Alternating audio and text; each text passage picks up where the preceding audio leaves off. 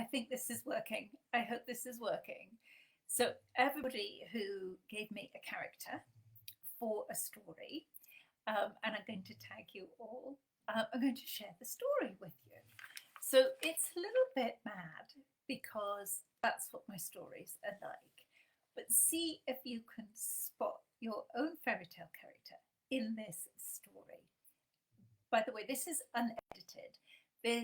I just wrote it about half an hour for 40 minutes. So it's just exactly what it is. So I hope you enjoy it.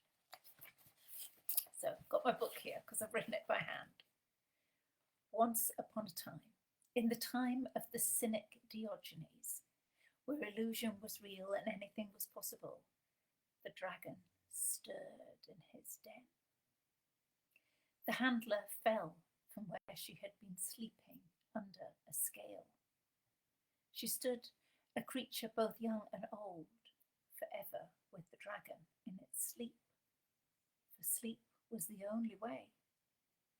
The dragon circled in its den, and above, the world started to change. Tick, tick, tock. The watch on the watcher's forehead chimed the midday hour. The watcher was buried up to his neck, big ears listening, narrow eyes scanning. He was watching Alice as she spun her dress so her knickers showed. Alice laughed with joy before falling to the ground to let the clouds spin. The watcher saw the wolf approach from the east and the butterfly discoverer from the west. Who would get here first? Unaware, Alice shut her eyes. She was woken by a slaver falling on her cheek. Ugh, yuck! What's this? She exclaimed, sitting up and wiping the drool from her face onto the grass. She glared at the wolf. Hurry, he said, climb on my back, now. Alice was in a huff and refused to obey. The wolf said, look! And there was the butterfly discoverer. A minute before, he had been a speck of wings with a net. Ominous. Now he was transformed to a beast, growing and growing, getting closer and closer, faster and faster. Alice yelped. My back, said the wolf. Away they flew, over the earth to the barren ground where the fires had left a desert of ash. Here the wolf landed and scratched the ground. Cinderella rose up, smeared with ash and missing teeth. She smiled. Her radiance spread through the tree stumps, which started to shoot buds. A trickle of fresh water bubbled up. Alice bent to drink from it, but paused and offered some to Cinderella and some to the wolf. First, she lowered her head to drink the sweet water, and when she looked up, she was in a forest with a fairy child. The fairy started casting a spell of protection. Go, she said to Alice and the wolf. Alice looked behind her, and there was a troll with green skin striding towards them. Shrek! He shrieked. In 2 steps he would be here. Alice jumped on the wolf's back, and away they flew. The north wind whistled behind them and drove them to the snowy peaks. There, in a crevasse, sat the queen baby. She was wailing bitter tears. Alice jumped down to comfort her, but the queen baby would not be comforted. She wailed louder.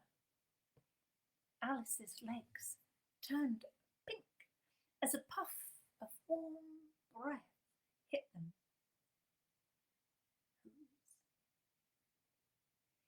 The queen baby started to hatch butterflies.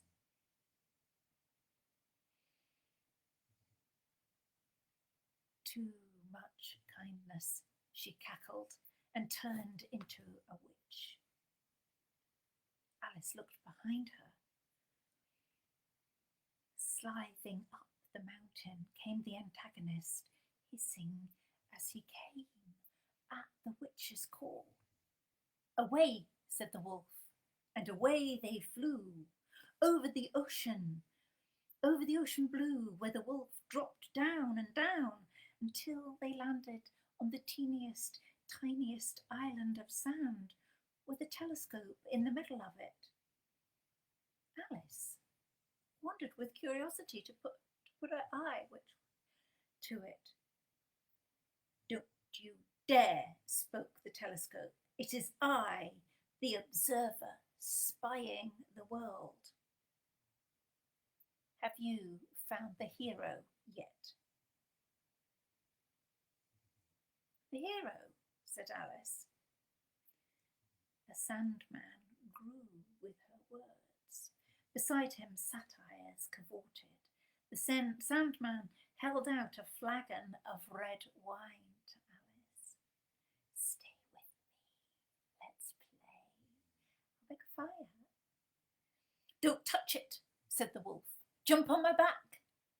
Alice did, and away they flew. Alice was getting tired now. Where are we going? She asked the wolf, with a petulant note starting to edge her voice. To the Great Virgin, replied the wolf, Jasmine. You have passed the tests. There you will meet your hero. This time the wolf dropped down where he had started. Lying on the ground asleep was the hero. He was beautiful. Alice leant down to kiss him. When the Virgin appeared, naked, except for wreaths of jasmine around her wrists, ankles, and neck. What have you learned? She asked Alice. Life grows back, said Alice. Good, said the Virgin. Never trust a queen baby. She sheds fake tears. Good, said the Virgin. The observer who doesn't live can be dangerous. Excellent, said the Virgin, and she danced madly on the ground. You may kiss the hero now, and good luck. Relationships aren't easy. Remember, as Dorothy said, there's no place like home. The narrator sighed. The tale was told if you grabbed hold of its end.